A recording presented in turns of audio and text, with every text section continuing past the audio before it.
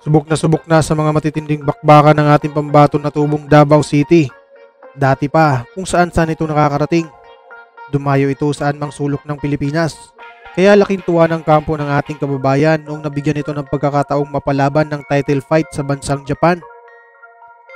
December 4, 2016, nang makaharap nito ang Japanese na si Ryota Yada para paglabanan ng bakanting WBO Asia Pacific Welterweight title. Malaking pagsubok ito para sa ating kababayan mga boss. Ito ang kauna-unahang laban nito sa labas na bansa at malaki ang mga posibilidad na madadaya ang ating pambato.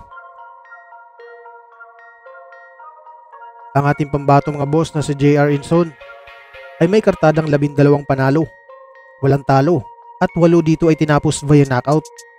Samantala ang Hapon naman mga boss na si Ryota Yada ay may kartadang 12 panalo, may 3 talo at 10 dito ay tinapos via knockout.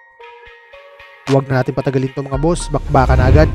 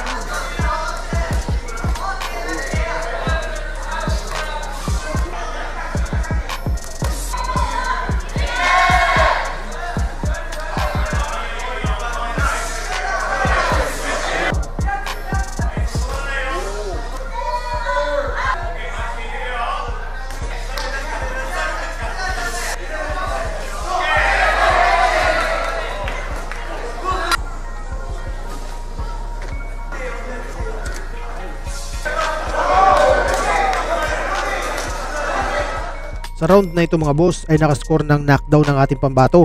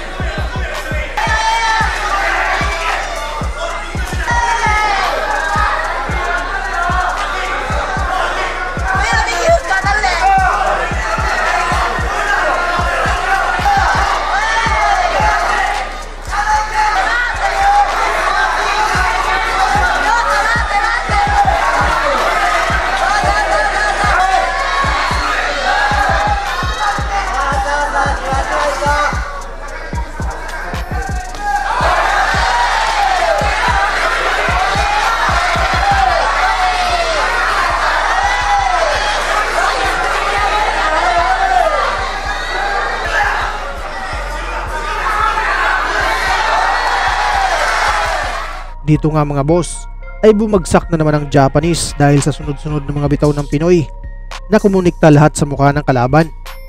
Pero hindi ito binilangan ng referee at kumaway-kaway pa nga, ibig sabihin nadulas lang daw ang kanilang alaga.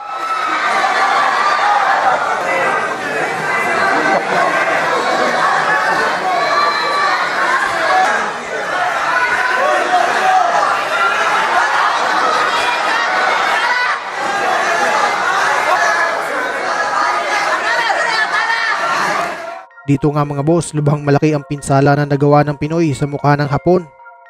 Kaya naman ay pinatignan ng referee kung uubra pa ba itong ipagpatuloy ang laban at para makarecover din ng lakas ang kanilang alaga.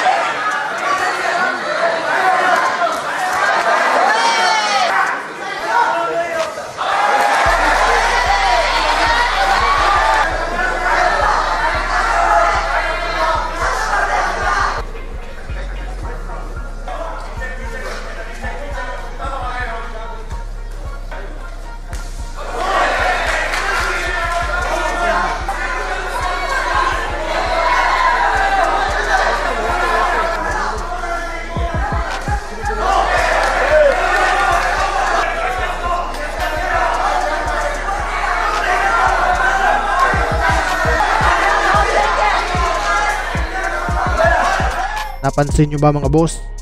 Hinahayaan lang ng referee ang Hapon na gumawa ng mga illegal na suntok. Dito napiko ng ating pambato mga boss sa hindi patas na mga ganitong gawain. Malamang mga boss kung papaabutin pa ito sa desisyon ng mga hurado ang laban na ito, talo na naman ang ating dayuhang Pinoy.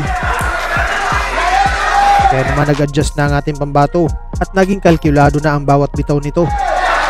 Kahit pa isa-isa, basta ang importante ay tumpak sa mukha ng kalaban. Dahil na siguro sa pagkainis ng ating kababayan, aksidente niya ring nagawan ng illegal na suntok ang Hapon. Nadulas na naman daw ang kanilang alaga mga boss.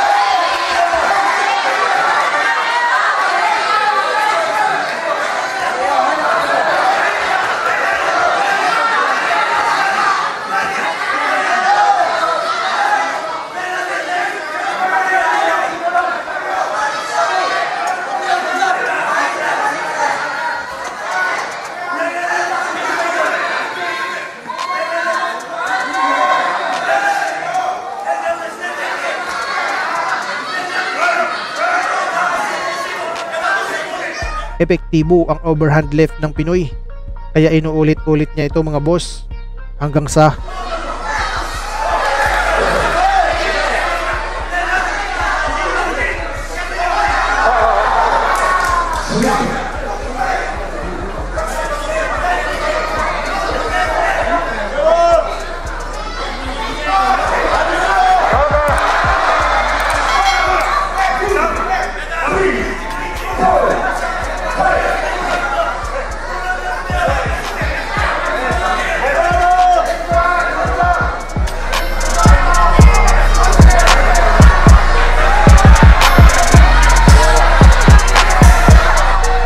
wagi ang ating pambato mga boss by around 7 technical knockout.